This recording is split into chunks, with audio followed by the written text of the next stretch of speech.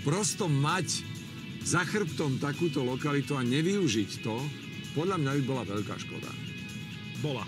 Pozemok, na ktorom my stojíme, je cudzí, alebo patrí k tej chalupe? Tento pozemok je super výhoda, že patrí teda ku chalupe a môžete si ho cez leto využívať na nejaké grilovačky, alebo raz, možno aj pre rodinu s deťmi, hej, že detičky sa tu môžu hrať futbal. Aký je veľký?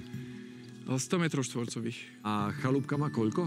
Chalúbka má jedno podlažie 75 metrov štvorcových. V prípade, že by ste si to chceli zväčšiť ešte o podkrovie, tak tam vás čaká ďalších 75 metrov štvorcových. Prečo to nevyužiť, keď to máme, nie? Presne tak, keď je to tam, No, treba to uvidíme, využiť. aká bude cena, lebo vieš, donovali. Nehlasná lokalita, bonusová ponuka. Tak uvidíme, či sa zmestíme. A keď to spočítame, čo to hodí, aké číslo. Ideme sa na to pozrieť? Poďme sa pozrieť, nech sa páči. Staršia chalupa na Donovaloch aj s vizualizáciou. To je náš bonus. Na skok je lyžiarske stredisko a v lete veľmi veľa možností na turistiku. Je to určite chata s potenciálom, ale roboty na nej bude ešte dosť. Momentálne chata disponuje kuchyňou, malou kúpeľničkou, obývačkou a jednou spálňou. Toto je kuchyňa, je to vlastne taká vstupná miestnosť, ktorej potom prechádzame do dvoch samostatných obytných miestností a vlastne prešli sme vonku ešte cez verandu. Cez ten gánok. Števo, znamená to teda, že máme kuchyňu, jednu izbu, druhú izbu. A možnosť teda zobytniť aj podkrovie. No, jedna, druhá, tretia, štvrtá posteľ, tam bude asi obývačka, ale teoreticky na gauči sa dá. 5. človek, keď ho roztiahneš, 6. človek. Rozumiem. Dosť ľudí sa tu vyspí. Ja si myslím. Podľa mňa toto treba už len nejak pekne doťuknúť, aby sme nezabili ten charakter. No ja tu cítim takú tú vôňu toho domčeka. Že má to atmosféru. Áno. A určite tu možno cítiť aj vôňu dreva, lebo máme tu zabezpečenie teda vykurovanie aj takými pieckami. Aha. Takže asi sa tu cítite aj príjemne teplo. A je to len pieckami teda, hej? Okrem piecok sa tu ešte používajú také elektrické konvektory na také dokurovanie. Ja som si aj myslel, že niečo by tu asi mohlo byť, lebo podľa mňa v zime, a tu býva tuhá zima, zatiaľ ešte, treba trochu temperovať, takže treba sa pripraviť, ak budeš temperovať, inak sa nedá elektrikou, tak niečo to bude stáť. To znamená, tie náklady, my máme to nejako napočítané? Vieme to odhadnúť? Záleží od toho, ako je vlastne táto nehnuteľnosť akože vyťažená mesačne, ale sú tu nízke mesačné náklady okolo 40 eur, hej, 50. To je zanedbateľné. Super je, že voda sa tu vlastne platí paušálne, pretože je tu využitý ako prírodný rezervoár, takže tá voda, koľko miniete, tak stále platíte rovnako, takže aj preto sú možno tie náklady také nižšie na bývanie. No, tak tu je ešte jedna poschodová posteľ, takže zle sme počítali. Tam sme napočítali 4. Áno. 5., 6., 7., ak by to bolo rozťahovacie 8. Takto nám to predáte so všetkým? Áno, že ste to vy. A to sme teda hovorili, že je drevenica. Tu je kúpeľňa, áno. No ukáž, čo to je. Záchod. Joj, to je maličké, to si odrí iba sám. To je malé.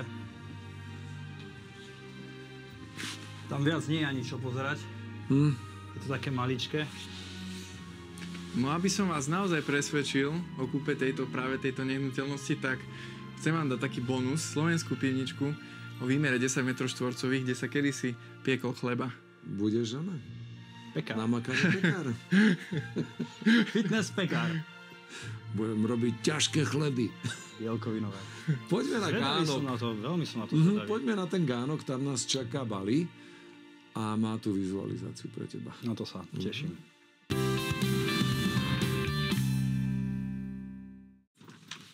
Baláš Fűzek. Sevaste. Pekný deň. Ahoj. Sevaste. Balinko, zmestíme sa tu my všetci? Hádam, áno, áno. No, vidíš, takto budeme. Takto to môže vyzerať. Toto je pekná chalúbka inak. To je velice miličké. Má to atmosféru. Zachoval si ju? To treba, však to je skoro národná kultúrna pamäť. Prosím ťa, chceme LED pásy a chceme viac sadrokartónu. také tropické. To spravíme. Štýl niečo, že mango. Dobre, môžeme. Aj kokus trošku. Tak teda ukáž, čo si naozaj z toho spravil. V podstate dispozične však nemeníme nič z tej obývačkou kuchyne. Spravím naozajstnú obývačku kuchyňu takým spôsobom, keď ti to tu nájdem, našiel som. Akože celkom to máme nízke, ale však je to milé, útulné, takže dobre. Kúkli by sme, že ako sú na tom tie trámy, že či by sa to dalo prebrúsiť trošku, nech to je také svetlejšie, nech to nie je také tmavé, to také slovenské hnedé, ale mohlo by to byť také prebrúsené, pekné. No a kebyže chceme ešte aj to podkrovie, To chceme. A keďže máme tu jednu stenu s tým štítom v podkroví, tak by sme mohli takto otvoriť medzi tým trámom a s tou stenou takéto strmé schody hore. Ale znútra ich spravíme. Znútra z tej obývačky, akože, ale boli by také úzké, že 70-ky, však deti sa zmestia, ty by si tam chodil iba upratovať v podstate a mohlo by to vyzerať takto, že by si už videl ten štít, ale tým, že nemáme tú celú strechu, takže máš iba takýto trojuholník. Vieš, že by to bolo takto.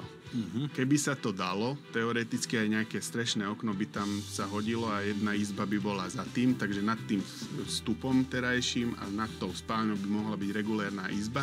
A keďže máme pravdepodobne nejakú hlinenú peknú omietku, takže to by som určite nechal tak. Máme fošňovú podlahu, takže to iba prebrúsiť a nafarbiť alebo namoriť na niečo sivé, nech to je čisté, nech to je pekné. A tuto by som dal také obývačko, nízke japonské sedenie, v podstate, aby ste sa zmestili, aby to opticky moc nevadilo a takto. No. Akože pod tým oknom taký dlhý gauč a takto by to celé mohlo vyzerať. Vymyslel si to veľmi dobre. Ďakujem ti. Takto by sa ti to páčilo? Áno. Akože ono človek, keď to nevidí, tak nejak, keď sa o tom baví, tak si to nevieš teda tak dobre predstaviť, ako keď to vidíš takto, že úplne to dá úplne iný dizajn. Tak takto to máme zvizualizované. Táto chata tu je na predaj takto, ako ju vidíme. Nás bude zaujímať, Cena? koľko to bude stať. Myslím si, že cena vás zaujme, pretože na túto lokalitu je naozaj dobrá. To 102 500. Som teda počítal, že to bude trošku viac. Ja som tiež čakal o dosť viac. 102 500 eur. To si myslím, že to sa človek zmestí do tej prerábky. Ja si myslím, že do tej prerábky sa smelo môžeš pustiť. Ak nehovorím o podkroví, tak tento spodok v tejto podobe môže byť. Toto bola naša posledná ponuka. Rôznorodé sme ti ponúkli, naozaj veľmi pekné. Ty ich posúď. Každá mala plusy, mínusy. Budem sa na ne pýtať. Budem sa pýtať na to, ktorá bola najlepšia a či sme našli nové bývanie už o chvíľu. Bonusové ponuky mám rád. Vlado nám dnes opäť ukázal jedinečnú nehnuteľnosť.